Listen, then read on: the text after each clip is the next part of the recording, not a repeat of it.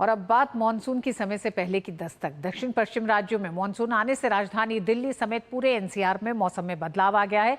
तापमान में गिरावट देखने को मिली है, जिससे गर्मी से लोगों को काफी राहत मिली है। हालांकि महाराष्ट्र, केरल, तमिलनाडु के कुछ हिस्सों में मानसून कहर बरपा रहा है। मौसम विभाग ने भारी बारिश की आशंका को देखते हुए कोंकण, गोवा, मध्य महाराष्ट्र और तटीय कर्नाटक के लिए रेड अलर्ट जारी किया है। अगले 5 दिन उत्तर भारत में गरज के साथ मध्यम बारिश की संभावना है, जिसे देखते हुए मौसम विभाग ने ऑरेंज अलर्ट जारी किया है। 1 जून तक अरुणाचल प्रदेश, असम, मेघालय, नागालैंड, मणिपुर, मिजोरम और त्रिपुरा में कुछ जगहों पर भारी बारिश की संभावना है। मॉनसून सोमवार को मध्य अरब सागर के कुछ और भागों, मुंबई सहित महाराष्ट्र, कर्नाटक में बेंगलुरु, तमिलनाडु के शेष भागों, तेलंगाना और आंध्र प्रदेश के कुछ भागों, पश्चिम मध्य और उत्तरी बंगाल की खाड़ी के कुछ और हिस्सों में, मिजोरम के कुछ हिस्सों में, त्रिपुरा, मणिपुर, नागालैंड, अरुणाचल प्रदेश, असम और मेघालय की ओर आगे बढ़ा है। आज से अगले 4 दिन जम्मू कश्मीर, लद्दाख, गिलगित बाल्टिस्तान, मुजफ्फराबाद, हिमाचल प्रदेश, उत्तराखंड, पंजाब, हरियाणा, यूपी और राजस्थान में 40 से 50 किलोमीटर प्रति घंटे की रफ्तार से तेज हवाएं चलने की संभावना है। बारिश के कारण आर्थिक राजधानी मुंबई पूरी तरह से ठप पड़ गई है। सड़कों पर पानी भरने से यातायात बुरी तरह प्रभावित हो रहा है। लोगों को घंटों जाम का सामना करना पड़ रहा है। और तापस भट्टाचार्य इस खबर के साथ हमारे साथ जुड़ गए हैं। तापस, मुंबई में हमने देखा कि मॉनसून समय से पहले कुछ दिन पहले आया। क्या तैयारियां पूरी नहीं थी, या फिर मॉनसून ने जो दस्तक दी है उसने पूरे राज्य को एक तरह से अपनी चपेट में ले लिया? इंतजार था, लेकिन इस तरह से बेहाल कर देगा इसकी उम्मीद नहीं थी।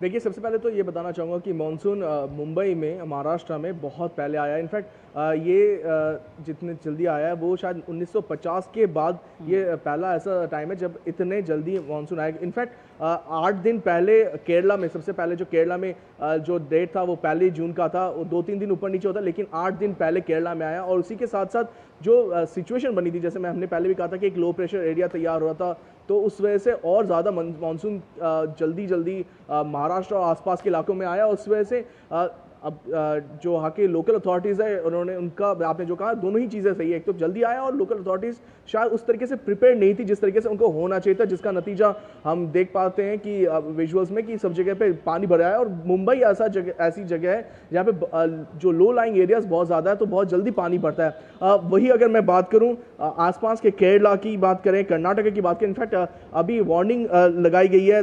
हमारे को जो एक मैप इशू किया है IMD ने, हमें जो दिया गया है उसके हिसाब से रेड अलर्ट दिया गया है बारिश का बहुत ज़्यादा।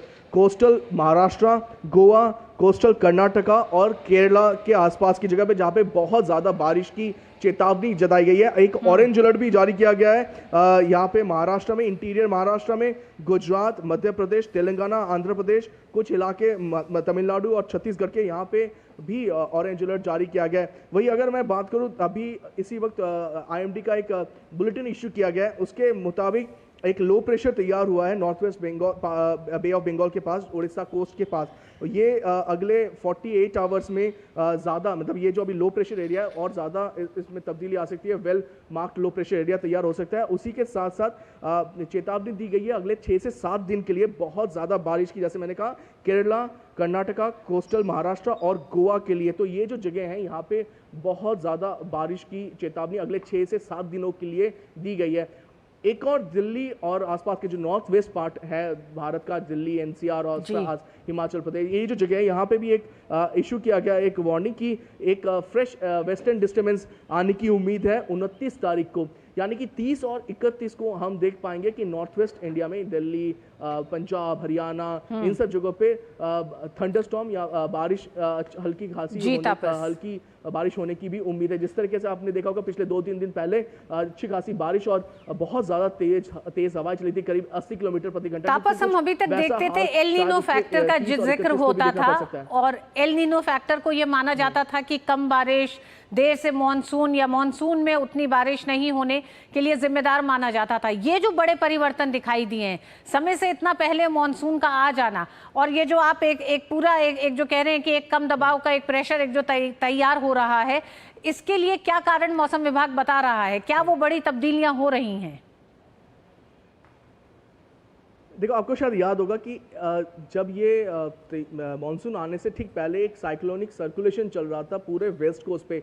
इनफैक्ट 6-7 दिन पहले भी आपको शायद याद होगा, पूरा का पूरा जो वेस्ट कोस्ट था वहाँ पे ऑरेंज अलर्ट और कुछ कुछ जगहों पे रेड अलर्ट भी दिया गया था, क्योंकि एक साइक्लोनिक सर्कुलेशन तैयार हुआ था जिससे जो बे ऑफ बंगाल का ये अरेबियन सी से खास तौर से बहुत ज़्यादा मॉइस्चर निकल के आ रहा था, जिसकी वजह से पानी और बारिश और हवा बहुत ज़्यादा चल रही थी।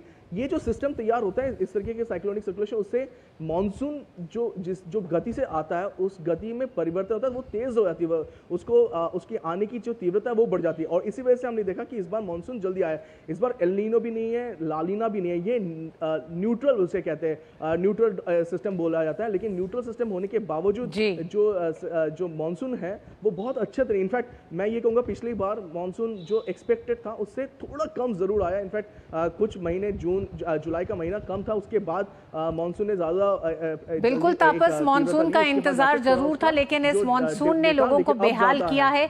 कृषि पे कुछ असर देखा जा रहा है, महाराष्ट्र में प्याज की खेती पे थोड़ा असर देखा जा रहा है। तो इस जल्दी आने वाले मानसून ने थोड़ा लोगों को परेशान भी किया है। उम्मीद करते हैं जिस तरह से ऑरेंज और रेड अलर्ट तमाम इलाकों में जारी किया गया है उसकी सावधानी भी लोग बरतेंगे बाहर निकलते समय। बहुत बहुत धन्यवाद तापस पूरी जानकारी के लिए।